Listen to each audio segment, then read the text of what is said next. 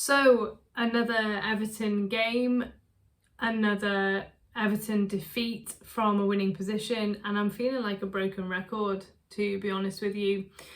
So this time it was Abdoulaye Doucouré that put us 1-0 up after the 20th minute from a corner. He scored with a header after some good work from Michael Keane and Jake O'Brien, who started today.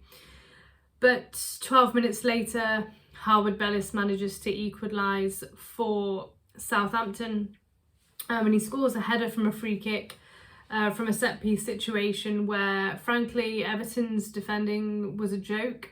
The goal looked like a training exercise. Harwood Bellis couldn't believe how much space and time he had.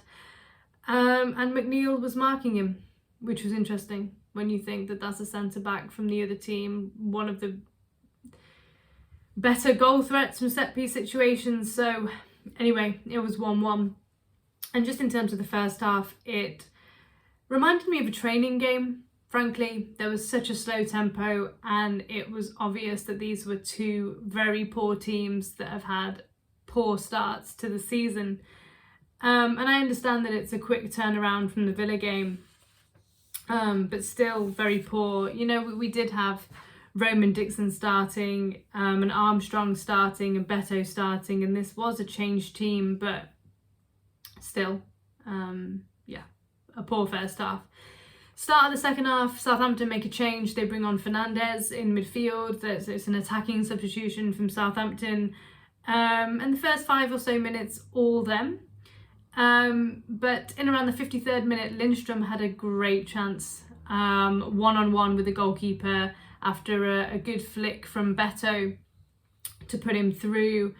And he never looked confident, in my opinion. And I think his name's Armstrong. No, not Armstrong. McCarthy. McCarthy in Southampton's goal makes a save. Then it's kind of, after that, the tempo of the game actually improves and it's more end-to-end. It's a quicker pace, a quicker tempo. Fraser forces Virginia into a save. And somebody I wanted to shout out who gets a lot of stick, and I think it's popular to give him a lot of stick, is Michael Keane, actually, defensively, reading the danger, because Southampton didn't have loads of chances. They, probably had more possession than Everton, but it wasn't chance after chance after chance for Southampton. And Keane was just always in the right place, actually, and defensively was fine. And then a minute or so later after that I wanted to highlight Michael Keane. Sean Dyche does something bizarre again. I can't understand it. I can't explain the rationale behind it. And after what happened with the penalties, it's going to be very hard for even somebody who wants Dyche to keep his job to defend him. He takes Armstrong off, and I understand that because he's a young player. He's making his debut, I believe, from starting. And he brings Harrison on. But he takes Beto off and brings Ashley Young on. And it's 1-1, and we're at home with 61 minutes played. And you're taking off a striker who has been the focal point because Calvert-Lewin's ill, and you're bringing on Ashley Young. And I would implore anybody to tell me that that is not a defensive, negative substitution that says to Southampton, go and take the game if you want. At the same time, they bring on Brereton Diaz and a few other players. And I know that Calvert-Lewin's ill, so Sean Dyche, you could argue, has his hands tied behind his back. But do we not have any other striker at the club? Chimiti's injured, Calvert-Lewin's ill, and so Beto is it. That's it. We've got no other options. And then Ndiaye has to play a striker for the last 20 minutes, and he was largely ineffective because Harwood Bellis and Bree are two very tall, very physical centre-backs. And they're glad to see the back of Beto. And I think there was a defender called Wood as well for Southampton. They're glad to see the back of him because he was actually pushing them and being physical with them and fighting for the ball in a way that NGI couldn't. NGI still did some nice flicks and turns and things, but he was on his own for the last 20 minutes of the game, and we didn't look like scoring. In the 80th minute, Brereton Diaz probably should do better. He has a shot on goal, it's quite tame, Virginia just saves it, holds on to it.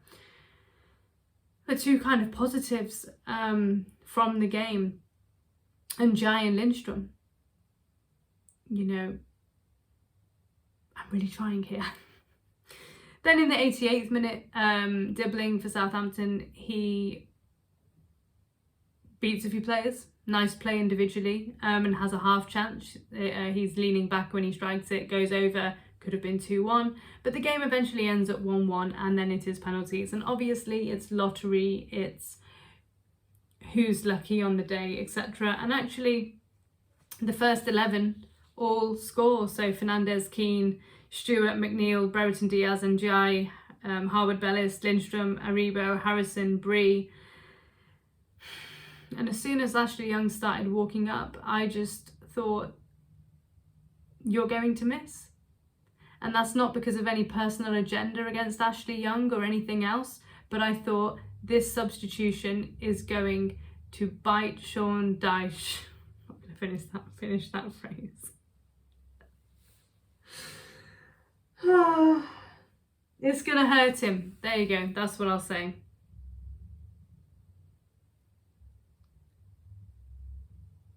So he takes off Beto, he brings on Young, and Young's penalty is saved by McCarthy. I really hope his name is McCarthy. Hits the post and we're out. Frankly, at this point, I would like to see Everton in the Premier League matches and not much else. Because we're not going to win a trophy. We don't have the capacity. For me, and I hate saying this because it's been so long since we've won a trophy, trophies are not our priority this season. It's getting to Bramley Moor in one piece.